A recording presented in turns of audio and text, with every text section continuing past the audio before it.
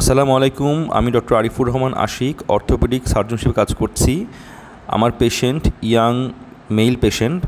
তিনি গাড়ি থেকে পড়ে যান এবং পড়ার পরে তার শোল্ডার জয়েন্টটি, হাতের জয়েন্টটি সম্পূর্ণ সরে যায়, যাকে আমরা বলি অ্যান্টেরিয়র শোল্ডার ডিসলোকেশন। এই ধরনের কেসে যেটা দেখা যায়, পেশেন্টের তীব্র ব্যথা অনুভব হয় এবং এটি একটি অর্থোপেডিক ইমার্জেন্সি কেস।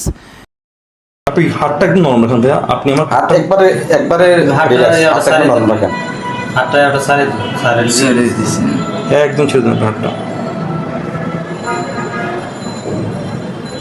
এবং পূর্বের যে মেথডগুলো আমরা প্রয়োগ করতাম, কচার মেথড বা হিপোক্রেট মেথড, এই ধরনের মেথডে পেশেন্টকে অপারেশন রুমে নিয়ে যাওয়া লাগে।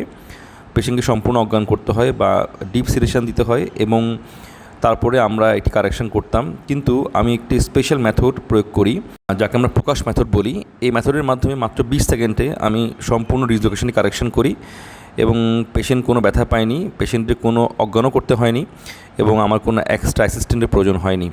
আমি একটি এক্সরে নেই এবং দেখা যাচ্ছে যে তার ডিসলোকেশনটি সম্পূর্ণ কারেকশন হয়ে গেছে।